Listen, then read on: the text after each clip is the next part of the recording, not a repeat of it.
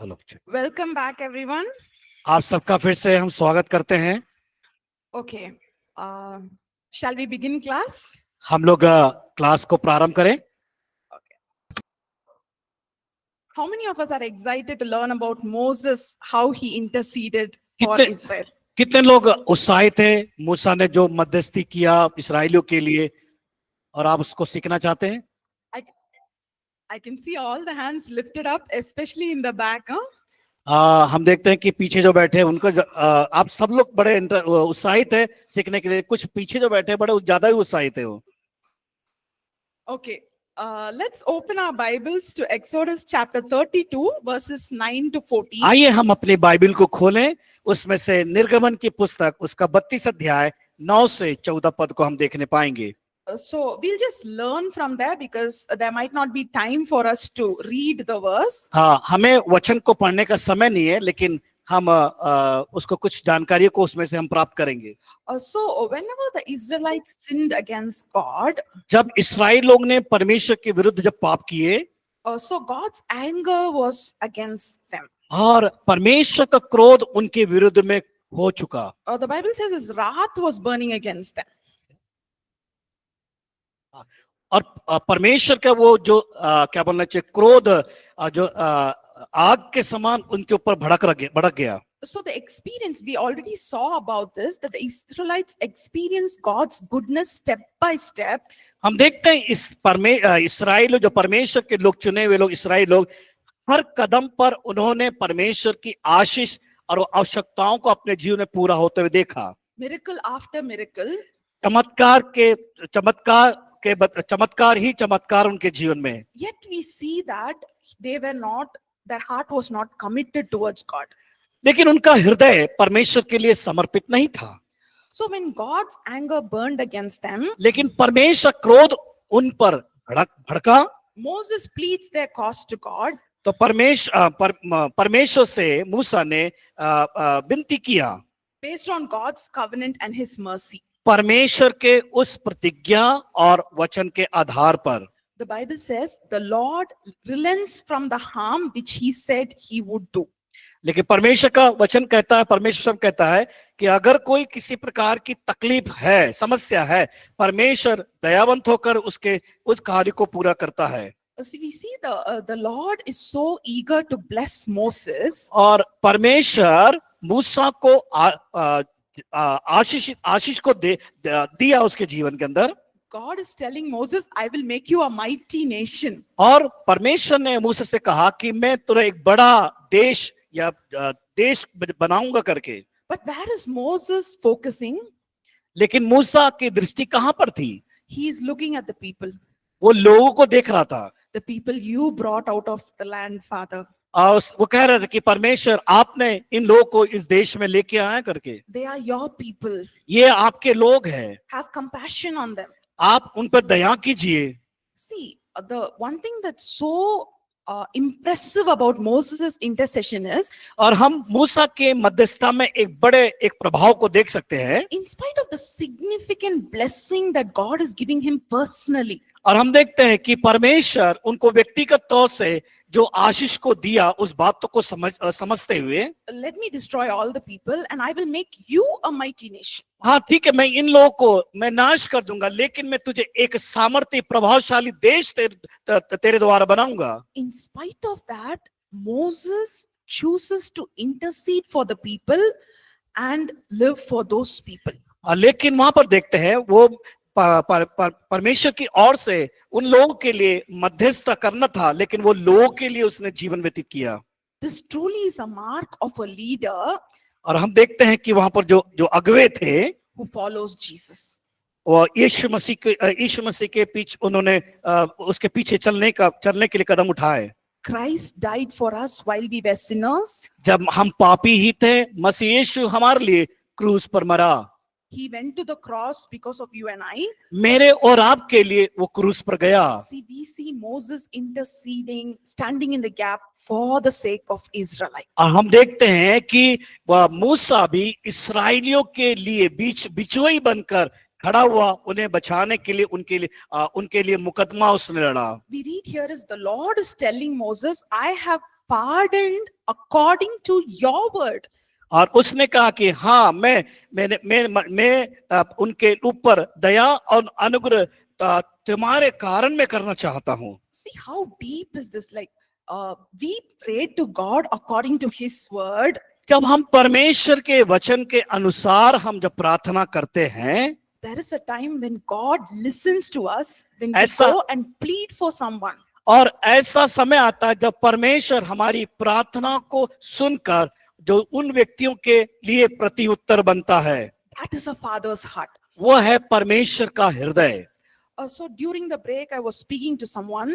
और मैं ब्रेक के समय में किसी व्यक्ति से मैं बात कर रही थी. So that person was sharing how much her mother prayed for her. और वो इस बात को बता रही थी किस प्रकार उनकी माता ने उनके लिए प्रार्थना, कितना अधिक प्रार्थना की. Even now her mother prays for her. और अभी भी उनकी माता उनके लिए प्रार्थना करती है. So she didn't have any idea or liking towards ministry. उस व्यक्ति को ये नहीं मालूम कि सेवकाई को किस प्रकार करना चाहिए, किस प्रकार भागी होना है करके. But her mother's prayers moved her heart towards God. उनकी माता की प्रार्थना के द्वारा परमेश्वर के उस काम को करने के लिए उसको धक्का दी, या आगे बढ़ाते गया. What a blessing it is for us to be prayed by someone else. और जब हम किसी के लिए मध्यस्थ करते हैं, विनती करते हैं, कितना हम सौभाग्य को प्राप्त करते हैं दूसरे व्यक्ति के लिए. So this is a testimony of many people. ऐसी गवाही आप सबके जीवन में पाई जाती है, Because we have the same God. क्योंकि हमारा परमेश्वर एक ही परमेश्वर है. And very specifically we see about Moses here. यहाँ पर हम जब मूसा के बारे में विशेष तौर से देखते हैं, Can someone read Psalm 106 verse 21 and 23? हमें से कोई एक जन पढ़ सकते हैं भजन संहिता 106 उसका 23. भजन संहिता 106 उसका 23.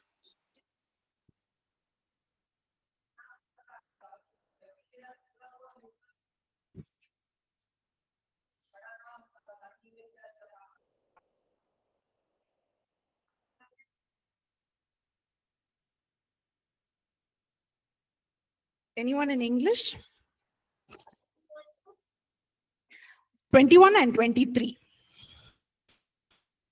They forgot God their Savior, who had done great things in Egypt. Therefore he said that he would destroy them. Had not Moses, his chosen one, stood before him in the breach to turn away his wrath, lest he destroy them? See, this is the word of the Lord. ये परमेश्वर का वचन है. So someone was standing in the gap for someone else. कोई व्यक्ति किसी व्यक्ति के लिए मध्यस्थ के लिए खड़ा होता है. And Hosea 12:13 we read, by a prophet the Lord brought Israel out of Egypt, and by a prophet he was preserved. Hosea 12:13. होशे की पुस्तक उसका 12 अध्याय उसका 13 पद में हम जब पढ़ते हैं, वहां पर इस प्रकार लिखा हुआ है. वो एक जन पढ़े. होशे 12 अध्याय 13 पद.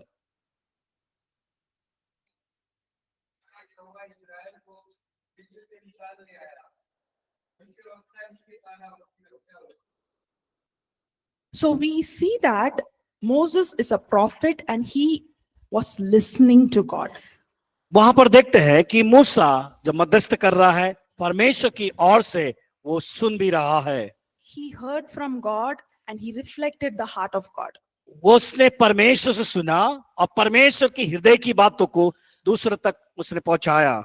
So many times the Israelites were irritating even Moses. हम देखते हैं कि कई बार इस्राएल लोग मूसा के और देखकर उसे कुड़कुड़ाते थे, बुड़बुड़ाते थे. But still he was loving them just like Jesus loves us. वो तब भी जो इस्राएल लोग कुड़कुड़ाने पर भी वो मूसा उनसे प्यार करता था जिस प्रकार मसीह यीशु हमसे प्यार करता है. Once even the anger of God was burning against his brother Aaron.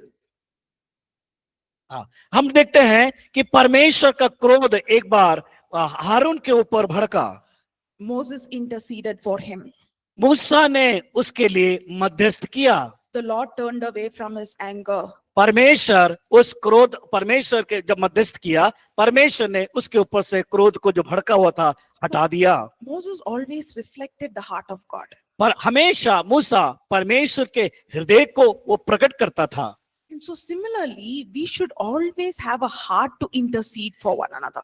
मेरे और आपकी जिम्मेदारी है कि हम दूसरे के प्रति परमेश्वर के हृदय को हमारे द्वारा प्रकट करें, Because people sometimes are helpless. क्योंकि लोग असहायक है। They might not have someone to pray for them.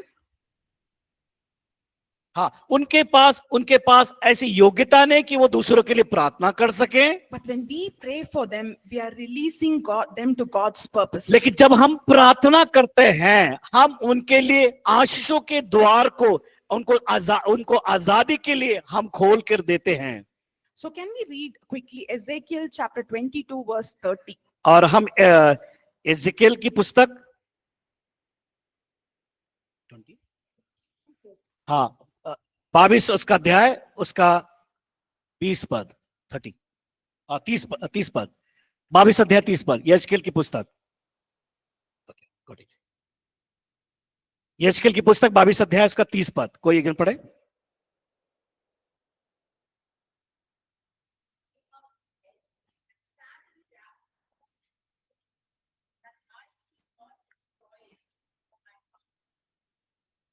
So we see that God is looking for intercessors. परमेश्वर मध्यस्थ करने वालों को ढूंढ रहा है। So here we see that the Lord is looking for one man, which means तो परमेश्वर लोगों के बीच में से एक व्यक्ति को ढूंढ रहा है जो मध्यस्थ कर सके। he couldn't really find one. लेकिन वहां देखते हैं किसी को भी नहीं मिला, कोई व्यक्ति को उसको प्राप्त नहीं किया।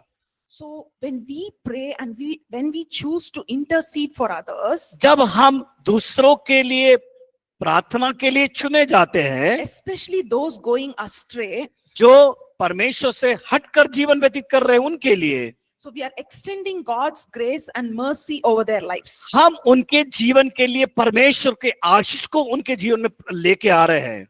And also as a leader of maybe in a family or in a church or workplace, wherever that the Lord has kept you, परमेश्वर ने हमें जहां कहीं रखा है, चाहे वो घर परिवारों में, so चाहे हम कार्य क्षेत्र में, जहां भी हो, primarily we have to intercede for the people whom God has entrusted us तो with. परमेश्वर चाहता है कि हम प्राथमिकता जो हमारी जिम्मेदारी है, लोगों के लिए एक अगुवे होने के नाते, एक लीडर होने के नाते, हमें उनके लिए मध्यस्थ या बिचवाई करने की आवश्यकता है। That is the main responsibility of a leader. और ये अगुवे की सबसे बड़ी प्राथमिक जिम्मेदारी है। We see that in the life of Moses. हमने मूसा के जीवन से देखा, His father-in-law instructs him that he has to go and stand before God for this people. और देखते हैं कि उसके जो ससुर के द्वारा हम देखते हैं उस परमेश्वर के पास खड़े होने के लिए, जाने के लिए परमेश्वर ने उसकी मदद की, And the other things can take care of itself. और उसने बाकी चीजों को स्वयं उस जिम्मेदारी के रूप में लिया, So assign responsibility to others. और उसने दूसरे के हाथ में उस जिम्मेदारी को सौंपा। So the primary role that Moses was doing for और the Israelites, it's prayer. हम देखते हैं मूसा ने जो प्राथमिक जिम्मेदारी को जो निभाया इसराइलियों के लिए, And according to what he heard, he was able to give the Israelites. परमेश्वर के अनुसार या परमेश्वर की बातों को सुनकर किस प्रकार उसने इसराइलियों की मदद की। So Holy Spirit is our helper when we intercede for others. पवित्र आत्मा हमारा सहायक बनकर हमारे साथ खड़ा होता है जब हम दूसरों के लिए मध्यस्थ करते हैं या बिचौई करते हैं। Zechariah 12:10 we see Holy Spirit is the spirit of supplication. जकरिया की पुस्तक उसका 12 अध्याय उसका 10 पद में लिखता है कि पवित्र आत्मा विनती और निवेदन आत्मा के द्वारा करता है। So when we ask the Lord to help us to pray, he fills us with the Holy Spirit and we can keep praying for others. जब हम परमेश्वर से विनती करते, निवेदन करते, वो पवित्र आत्मा के द्वारा हमारे अंदर उस आत्मा की बातों को पूरा करता है, And Holy Spirit leads us in the right direction. और पवित्र आत्मा हमारी सही अगुवाई उस स्थान में जाने के लिए करता है He takes hold of us together in our weaknesses. और हमारी उस निर्बलताओं के खिलाफ सामना करने के लिए सहायता करता है। So there are some, how can we successfully intercede for someone? We'll see few. हम कैसे सफल पूर्वक मध्यस्थी हम लोगों के लिए बन सकते हैं, किस प्रकार हम सफलता को प्राप्त कर सकते हैं। So we should always be moving in God's love in the power of the Holy Spirit. हमें क्या करना है, लोग के प्रति परमेश्वर के प्रेम और तरस के कार्य हमें करना है। So without love for others, without showing them love, we cannot intercede for them. हम दूसरों के लिए तब तक हम मध्यस्थी नहीं बन सकते जब तक हम परमेश्वर के महान प्रेम को हम अपने आप में नहीं जानेंगे। तो There might be some suffering or sacrifice that you have to make. तो हमें क्या करना है, मध्यस्थी होने के लिए कुछ बातों को हमें क्या करना है, अपने आप में बलिदान करने की आवश्यकता, त्यागने की आवश्यकता है। But that's the only way we can intercede to the Lord. अगर हम मध्यस्थी परमेश्वर के साथ मध्यस्थी बनना चाहते हैं, मध्यस्थी करना चाहते हैं लोगों के लिए, तो जीवन में त्याग और क्लेश उठाना होगा। And we should always reflect God's heart. हमेशा हमें परमेश्वर के हृदय को हमारे जीवन के द्वारा प्रकट करने की आवश्यकता है। They are not there yet. और वो वहां पर देखते हैं कि वहां पर उस स्थान में खुद को शामिल नहीं कर रहे होंगे, But they will come to the place where God ordained them to be. लेकिन परमेश्वर जो चाहता है, जो उस स्थान में आने के लिए परमेश्वर उन लोगों को उन स्थान में लेके आता है। Seeing the circumstances or seeing what they're doing, we should not give up on our prayer. हमें क्या करना है, चाहे हमारे जीवन में कोई भी परिस्थिति आ जाए, बदलाव आ जाता है, तो परमेश्वर के अनुसार हम उस बदलाव परिस्थिति में हम अपने आप को परिस्थिति में नहीं डालना है, उसमें नहीं दे देना है। So we should identify ourselves. We should put ourselves in their position and identify ourselves with them. और हम क्या करना है, उनको पहचानना है, उनको जानना है, ताकि हम उनके लिए खड़े हो सके। See, we see that in the prayer of Daniel, if we see in chapter 9 and 10, he is repenting for the sins of Israel हम देखते हैं कि as a community. हम देखते हैं दानियल की प्रार्थना 9 अध्याय के अंदर कि वो अपने लोगों के लिए, या कह सकते हैं उस समुदाय के लिए किस प्रकार प्रायश्चित कर रहा है, पश्चाताप कर रहा है। So he's not saying they have sinned, Lord. We have sinned. और वो उस प्रकार नहीं कह रहा है कि देखो उन्होंने पाप किए, बल्कि वो कह रहा है कि हमने पाप किए, इस बात को कहकर मान रहा है, स्वीकार कर रहा है। Based on your righteousness, be merciful to us. और उसकी धार्मिकता के कारण हमने उस धार्मिकता को प्राप्त किया है जो परमेश्वर के इच्छा के अनुसार है। So just like Jesus identifies himself with us, we should identify ourselves with others. जिस प्रकार परमेश्वर ने अपने आप को पहचाना हमारे लिए, उसी प्रकार हमें भी दूसरों को पहचानना है परमेश्वर के करीब लाने के लिए। So we read in Hebrews chapter 2 verse 18. और इब्रानी की पत्री उसका 2 अध्याय उसका 18 पद। For in that he himself has suffered, क्योंकि जब उसने परीक्षा की दशा में दुख उठाया, being tempted, तो परीक्षा में पड़ा, he is able to aid those who are tempted. तो वो उनकी भी सहायता कर सकता है जिनकी परीक्षा होती है। And in Hebrews 4:14 to 16 we see, और जिस प्रकार इब्रानियों 4 अध्याय उसका 14 और 16 पद में हम देखते हैं, for we do not have a high priest who cannot sympathize with our weaknesses, और देखते हैं यहाँ पर लिखा है, इसलिए कि जब हमारा ऐसा बड़ा महायाजक है but जो was, स्वर्ग में से होकर गया है, but was in all points tempted as we are, yet without sin. और अर्थात परमेश्वर का पुत्र यीशु तो यीशु जो हमारे लिए अपने अंगीकार को दृढ़ता से थामे रहा। Let us therefore come boldly to the throne of grace, इसलिए हमें क्या करना है, हम अनुग्रह के सिंहासन के निकट या बांध कर चले आना है, that we may obtain mercy and find grace to ता- help in time of need. ताकि हम पर दया हो और वो अनुग्रह पाए जो आवश्यकता के समय हमारी सहायता करे। So the very thing that he understands us, he's gone through that physically, और हम that gives us so much of strength to go to him. जिस प्रकार हम यीशु मसीह के जीवन में देखते हैं, उसने अपने आप को देखा, अपने आप को समझा कि किस प्रकार परिस्थितियों में से होकर जाना है और परिस्थितियों में से बाहर निकलना है। परमेश्वर हमारे जीवन के अंदर भी उसी प्रकार चाहता है कि हम भी परिस्थितियों से बाहर निकले। And when we go to God, He never says, "See, I told you last time." जब हम परमेश्वर के पास जाते हैं तो Even परमेश्वर ऐसा नहीं कहता कि पिछले बार मैं तुझे बताया था, Even then you did it. उसके बाद भी तुमने ऐसा किया। He always knows how to correct us. He knows the exact point of our need. वो हमेशा हमें जानता है कि हमें कहां पर सही करना है, कहां पे हमें सुधार लेके आना है। इस बात को करता है और हमारे लिए करके देता भी है। He pursues us in love.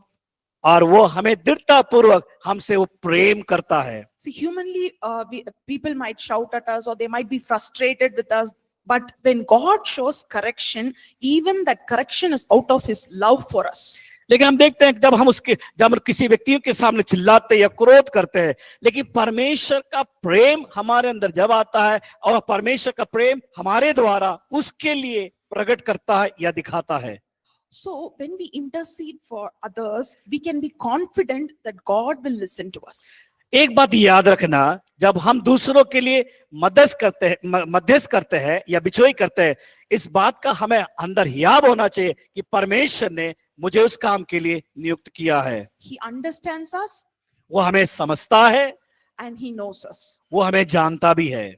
And another thing is, it takes us to boldness, like we pray bold prayers in faith. हमें क्या करना है? हियाव के साथ हमें प्रार्थना करना है। So sometimes it might take years for us to see the result. कई बार हमें कई वर्ष लग जाते हैं उसका उत्तर पाने के लिए प्रार्थना के द्वारा। Sometimes months. कई बार हम महीना लग जाएगा। But boldly we go to His grace, trusting in His word. लेकिन He हम will not change. लेकिन हम हियाव से असंभव चीज को विश्वास के साथ मांगते हैं तो परमेश्वर उसमें कोई परिवर्तन नहीं करता, लेकिन वो कार्य को पूरा करके देता है। And we will never give up easily.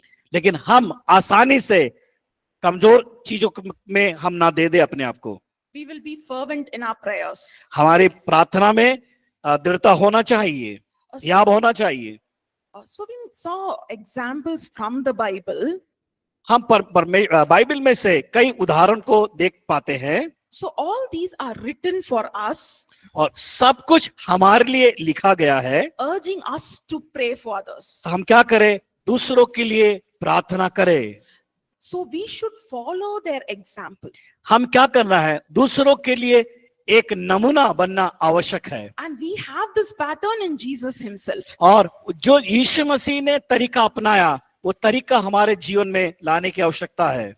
But if we see the life of intercessors, जो मध्यस्थ कर या बिचौई करते हैं, उनका जीवन के बारे में क्या बताता है, पर अनुभव क्या होता है? few things that I would like to share. मैं कुछ बातों को जो ऐसा मध्यस्थ करने वालों के जीवन में होता है और वो करने के लिए तत्पर होते हैं, उनके बारे में बताना चाहती हूँ।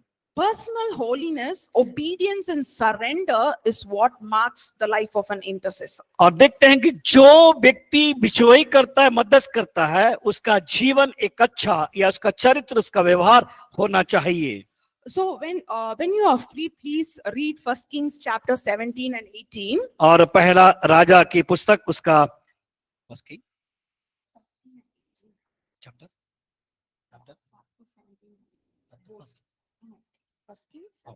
ओके, पहला जो राजा 17 और 18 अध्याय को हम जब देखते हैं, So we see about the life of Elijah. और वहां पर एलिया के जीवन के बारे में हम देखते हैं।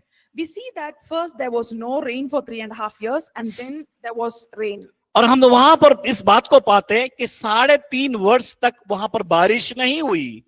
So when the Lord told Elijah to go to Brook Cherith and he will feed him, he simply went there. और हम देखते हैं कि परमेश्वर ने एलिया को आदेश दिया, जाओ उस करित नाले में जाकर बैठ, मैं तेरा व्यवस्था करूंगा पानी का, भोजन का। The Lord fed him through the ravens and bread, through the ravens with bread and meat. और वहां पर देखते हैं कौवे के द्वारा परमेश्वर ने उसके लिए भोजन की व्यवस्था की। And later we see when the Brook Cherith dried up, जब वो नाला सूख गया पानी से, the Lord is asking him to go to the widow at Zarephath. तो वहां पर देखते हैं उसका भोजन भी बंद हो गया, पानी बंद हो गया। अब परमेश्वर कहता है कि उस साराफात के उस विधवा के घर में जा। And that poor woman has only little oil and flour left. उसके पास थोड़ा सा आटा और तेल बचा हुआ था, But he simply obeyed the Lord.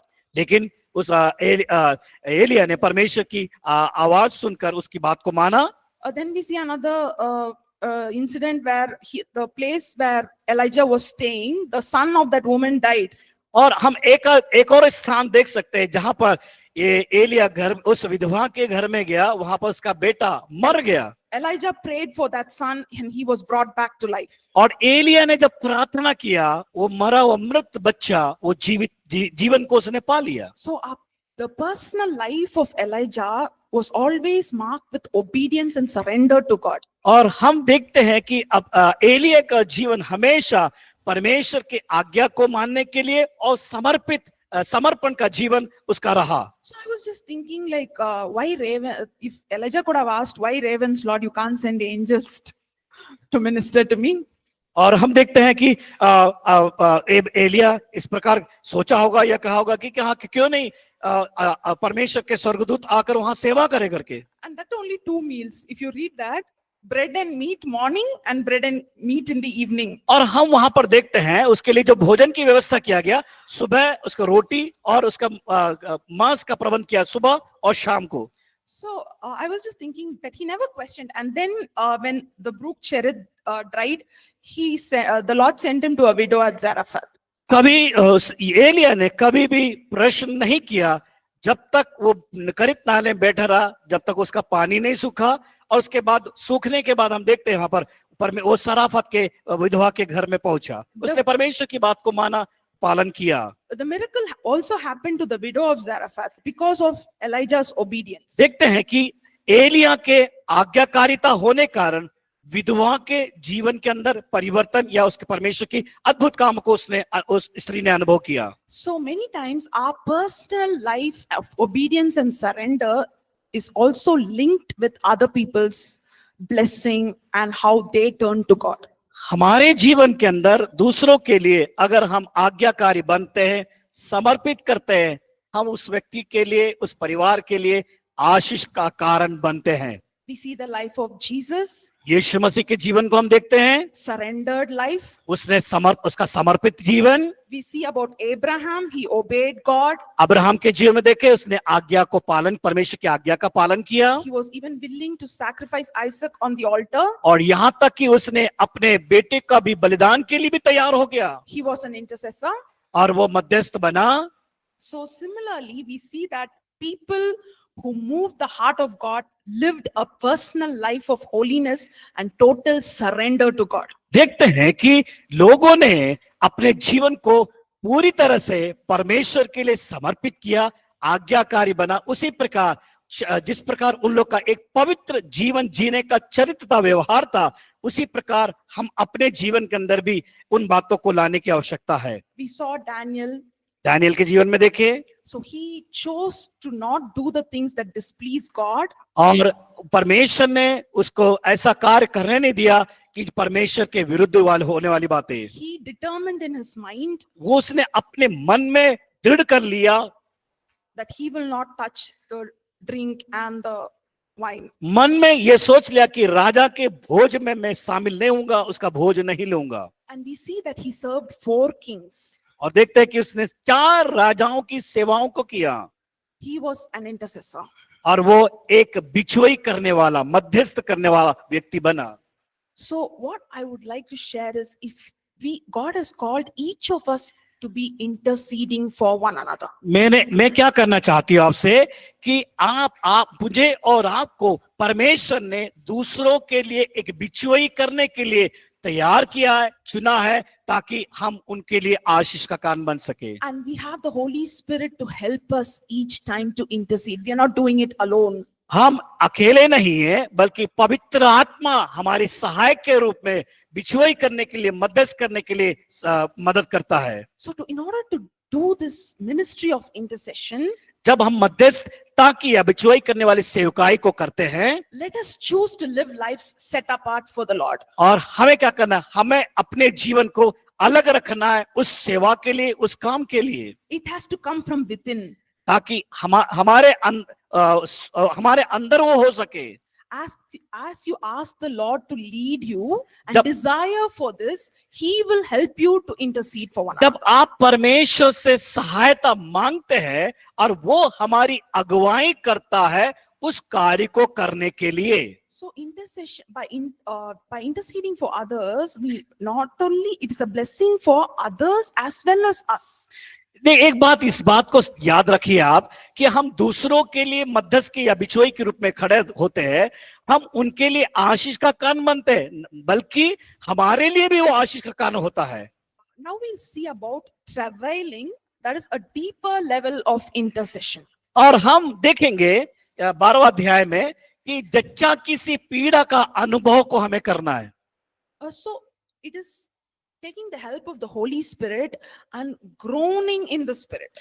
और हमें परमेश्वर के हमें पवित्र आत्मा की अगुवाई को प्राप्त करना है, पवित्र आत्मा को लेना है, ताकि हम उस प्रक्रिया में हम बढ़ सके, हमारी सहायता हो सके। So travailing is possible only by the power of the Holy Spirit. बस केवल पवित्र आत्मा के सामर्थ के द्वारा ही हमारे जीवन के अंदर हो सकता है। We see that most of the revivals are birthed out of travailing prayers. और हम देखते हैं कि सबसे ज्यादा जो जागृति आई वो जच्चा किसी पीड़ा के द्वारा, प्रार्थना के द्वारा ही उस अनुभव को हम देख सकते हैं। We see examples of Jesus that he travailed before the tomb of Lazarus. और हम देखते हैं कि ये उदाहरण कि ये जो लाजर के कब्र के सामने यीशु ने आत्मा में जच्चा की पीड़ा को अनुभव किया, वो दर्द भरी प्रार्थनाओं को किया। He's pained from deep within.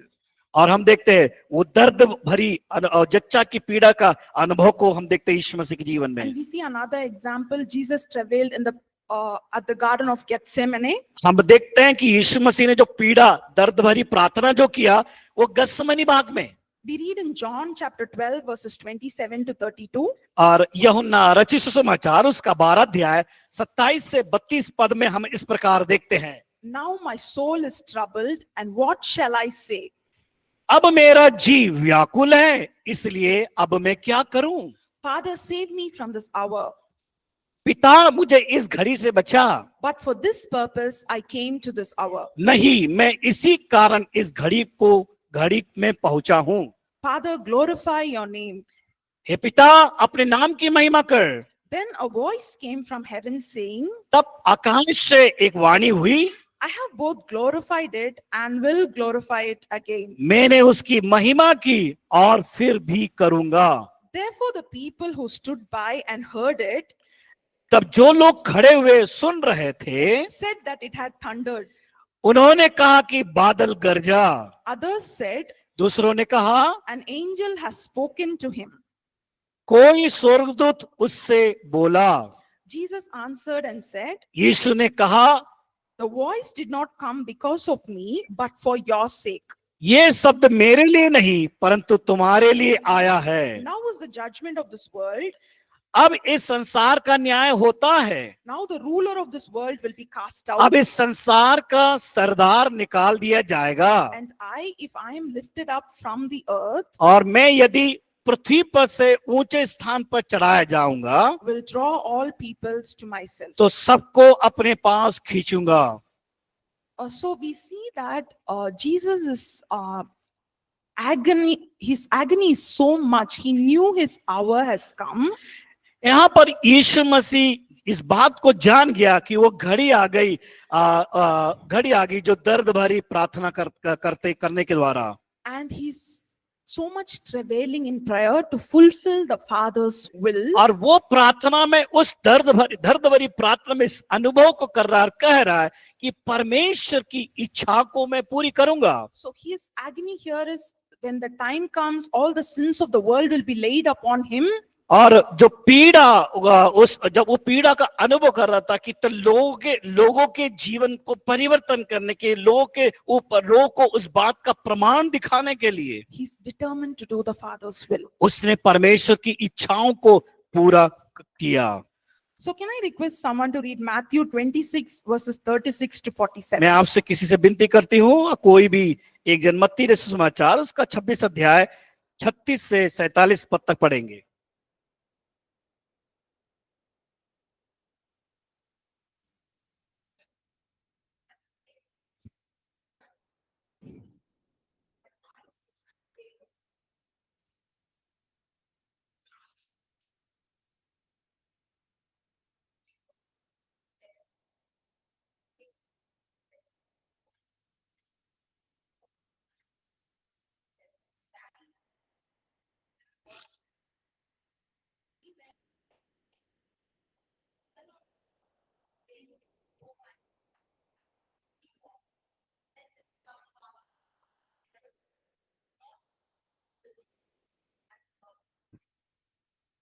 So, yeah, so he says, not as I will, but Or- as you will. और वहां पर यीशु मसीह प्रार्थना कर रहा है, मेरी इच्छा नहीं बल्कि पिता तेरी इच्छा पूरी होने And पाए। he's asking the disciples to be with him in prayer, जब but they sleep. हम देखते हैं कि जब यीशु मसीह के चेले जब उसके साथ थे, जब वो प्रार्थना कर रहा था, चेले वहां सो रहे थे। So he's asking them, can't you be awake for at least an hour with me? Can you not stand with me in और prayer? यीशु उनसे आग्रह कर रहा है, क्या तुम थोड़ी देर मेरे साथ समय व्यतीत कर सकते हैं प्रार्थना में? So Jesus is asking the disciples, but even then he's going to the Lord with complete surrender, and he's surrendering himself to do the Father's will. वहां पर देखते हैं यीशु चेलों से आग्रह तो कर रहा है, लेकिन उसके बावजूद भी वो अपने जीवन को समर्पित करते हुए पिता के पास जाकर पिता से कह रहा है और उसे पुकार रहा है, बातचीत कर रहा है। As he's surrendering to the Lord, we see an angel coming and ministering to Jesus.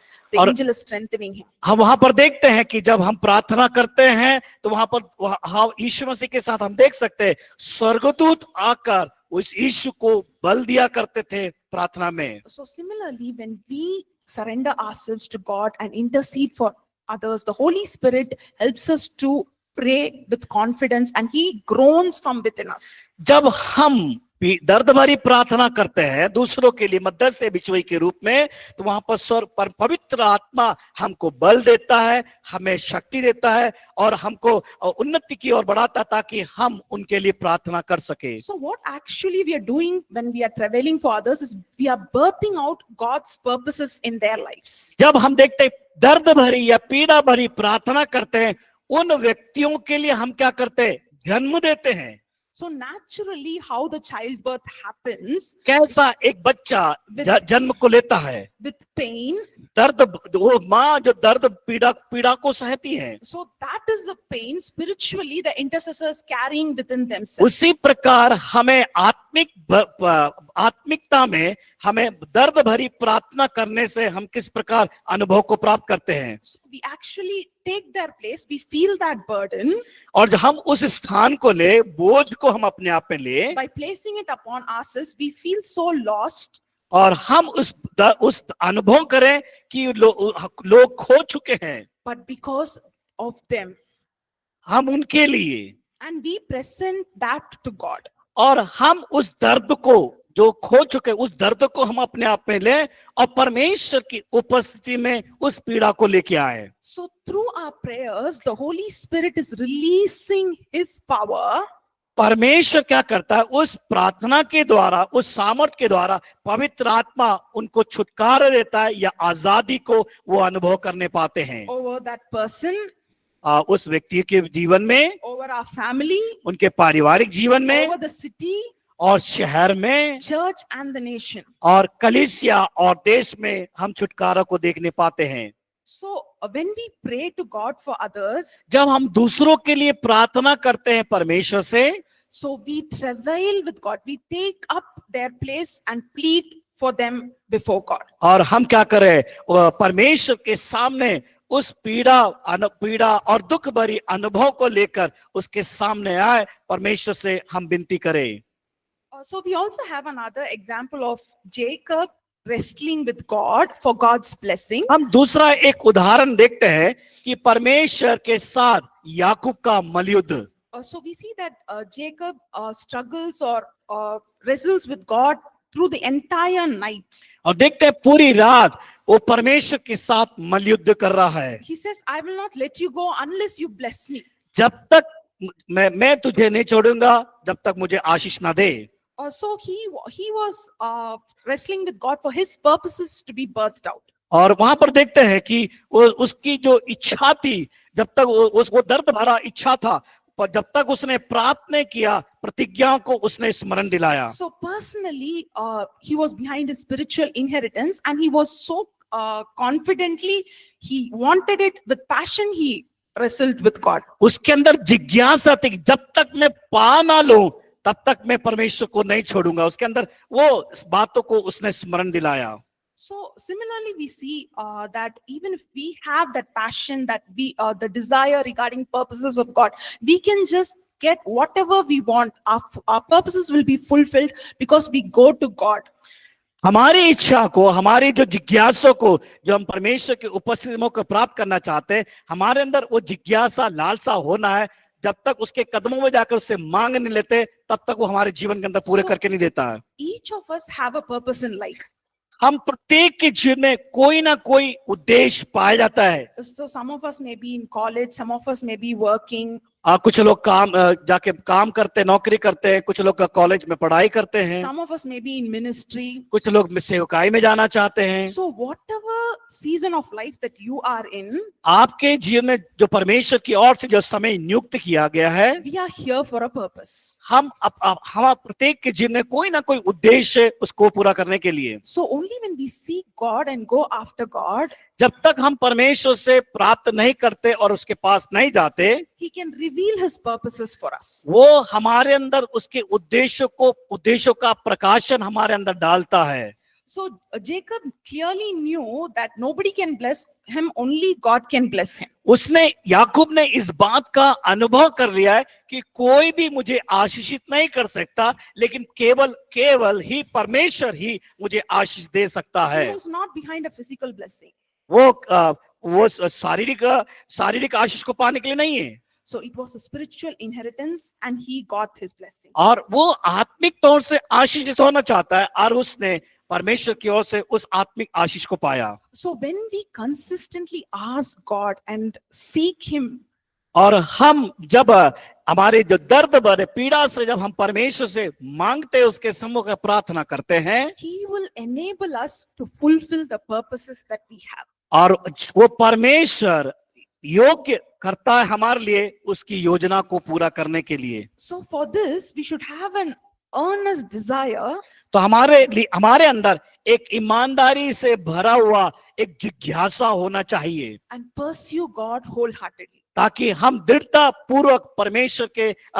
पूर्वक हमारा हृदय उसके लिए तैयार होना चाहिए। So each of us are chosen by God and He knows us by our name. वो परमेश्वर हमें प्रत्येक को या नाम लेकर जानता है और हमें पहचानता भी है। So I would like to encourage each of us मैं आप सबको उत्साहित करना चाहती हूँ, to rise up and seek God हम परमेश्वर के लिए खड़े हो और हमारे अंदर उस जिज्ञासा को जगाएं। and do all the purposes that He has already ordained for us. परमेश्वर ने हमारे लिए अपने उद्देश्य को प्रकट किया है, उस उद्देश्य को पाने के लिए हम तैयार हो जाएं। So when we seek Him eagerly, He is willing to reveal to और us हम all बड़े that He has ध्यान for us. जब बड़े ध्यान पूर्वक हम उसको प्राप्त करने के लिए अपने आप को तैयार करें, जो उसके उद्देश्य को वो चाहता है, हम अपने आप को खड़ा करें ताकि उसके उद्देश्य को हम पूरा कर सके।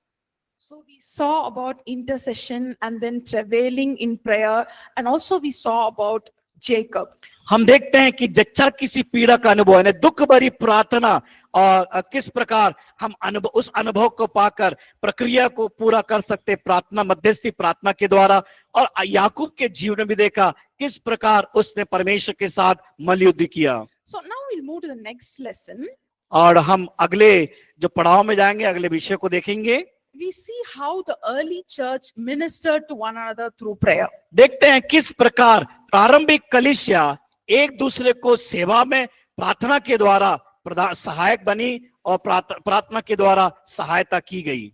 So we see that Paul had gone through many missionary journeys. और हम देखते हैं पौलुस के जीवन में उसने कई मिशनरी यात्राओं को मिशनरी यात्राओं को किया। So during his third missionary journey, और जब उसके तीसरी मिशनरी यात्रा के दौरान, he spent about 3 years और लगभग 3 वर्ष उसको लगा उसमें at Ephesus, एफेसस में, and he trained many people there. और उसने वहां पर एफेसस में कई अगुओं को प्रशिक्षित किया हुआ।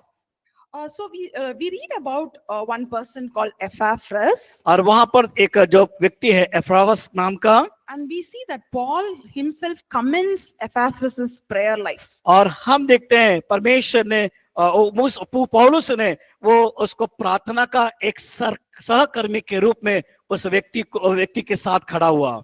Colossians 4:12 and 13. हम पढ़ेंगे कोलोसी की पत्री उसका 4 अध्याय 12 और 13 पद में। कुलुस्सी की पत्री 4 अध्याय 12 और 13। Can we read? इपफ्रास जो तुम में से है और मसीह यीशु का दास है, तुम्हें नमस्कार कहता है और सदा तुम्हारे लिए प्रार्थनाओं में प्रयत्न करता है, ताकि तुम सिद्ध होकर पूर्ण विश्वास के साथ परमेश्वर की इच्छा पर स्थिर रहो। मैं उसका गवाह हूँ कि वह तुम्हारे लिए और लौदीकिया और हियरापुलिस वालों के लिए बड़ा परिश्रम करता रहा है। So we see here that Paul, who is one of you, a bond servant of Christ, greets you always, laboring fervently for you in prayers. और अब यहाँ पर देखते हैं, इपफ्रास जो तुम में से है और मसीह यीशु का दास है, तुम्हें नमस्कार कहता है और सदा तुम्हारे लिए प्रार्थनाओं में प्रयत्न करता रहता है। So what is Epaphras praying for? Epaphras किस बात के लिए प्रार्थना कर रहा है? That they may be standing perfect and complete in all the will of God. वो इसलिए कि परमेश्वर की इच्छाओं को उस पूरा करने के लिए।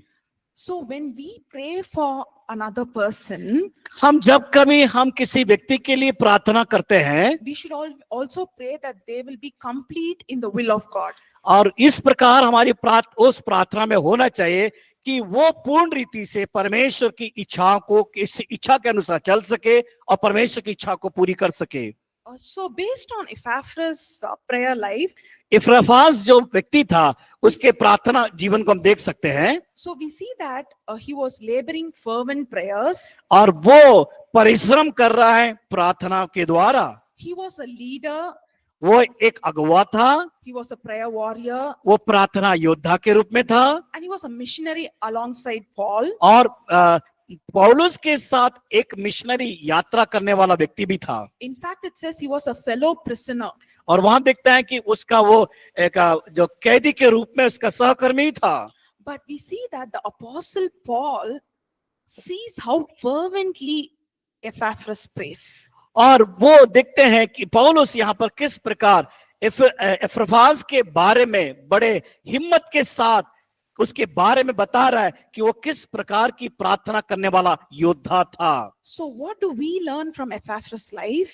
जब हम इपफ्रास के जीवन से हम देखते हैं, We have to pray for others. वो हमें अपने लिए प्रार्थना करना है, We have to pray for others always. हमेशा हम दूसरों के लिए प्रार्थना करना है, We have to pray for others always fervently. और हमें दृढ़ता पूर्वक दूसरों के लिए प्रार्थना करना जरूरी है, And we have to pray for others to stand perfect. और हमें दूसरों के लिए प्रार्थना करना है कि वो सिद्ध रूप से खड़े हो सके। And we have to pray for others to be perfect and complete in the will of God. और हम दूसरों के लिए प्रार्थना करना है कि वो परमेश्वर की इच्छा में सिद्ध और परिपूर्ण हो जाएं। So I want someone to repeat this. और मैं चाहता हूं कि कोई इस बात का दोहराव करे। So दोहराएंगे। what did we hear from Epaphras' life? और यहाँ पर कोई एक व्यक्ति जो हमें से वो इपफ्रास का जीवन कैसे इपफ्रास व्यक्ति के समान बन जाए। So each of us can share maybe one point. और इपफ्रास के जीवन से कोई एक बात आप बता सकते हैं अपने साथ में जो बैठे हुए उनके साथ, या आप बता सकते हैं उसके जीवन से। Pray for others. Very good. Anyone else? Very good.